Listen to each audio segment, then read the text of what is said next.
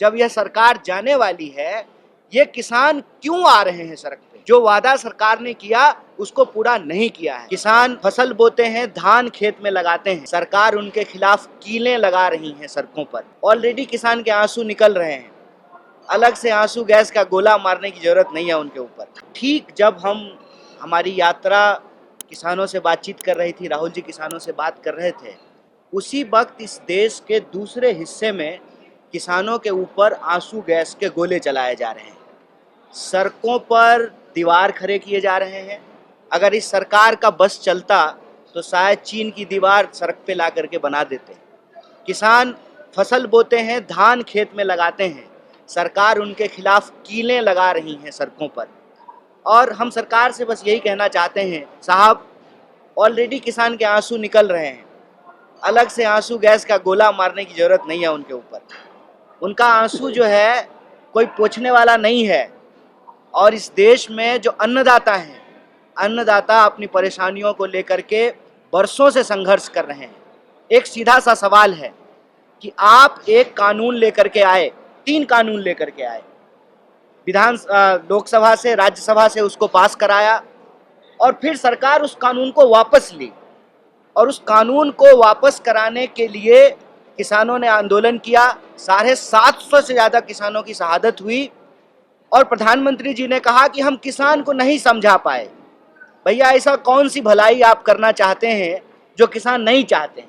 आप जबरदस्ती जो है उनकी भलाई करना चाहते हैं।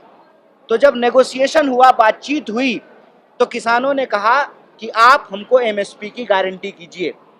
और उस नेगोशिएशन के बाद, सरकार के आश्वासन के बाद, बातचीत के बाद किसान आंदोलन वापस लिए और इस उम्मीद में थे कि एमएसपी की गारंटी होगी, एमएसपी को कानूनी दर्जा मिलेगा और नए फसलों की भी, जहां पर एमएसपी से खरीद होती है, वहां अन्य फसलों को भी एमएसपी के तहत लाया जाएगा।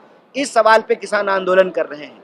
देखिए, मजेदार बात यह है कि सब कुछ बताया जा रहा है, किसान उग्र हैं, किसान आंदोलन के लिए सड़क पे आ रहे हैं, किसान तैयारियां कर रहे हैं, सरकार जो है दीवार खड़ा कर रही है, कील बिछा रही है, आंसू गैस के गोले मार रही है।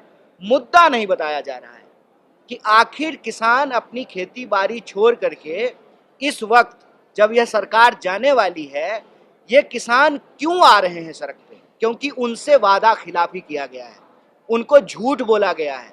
जो वादा सरकार ने किया उसको पूरा नहीं किया है। वादा क्या था कि एमएसपी को कानूनी दर्जा दिया जाएगा और फसल की खरीद की गारंटी होगी। ये एक बात जो है वो देश की जनता को नहीं बताया जा रहा है। इसीलिए आपके माध्यम से भारत जोड़ो न्याय यात्रा के जो 5 न्याय हैं, युवा का न्याय, हिस्सेदारी का न्याय, नारी का न्याय, किसान का न्याय और श्रमिकों का न्याय, उसमें एक प्रमुख है किसान का न्याय।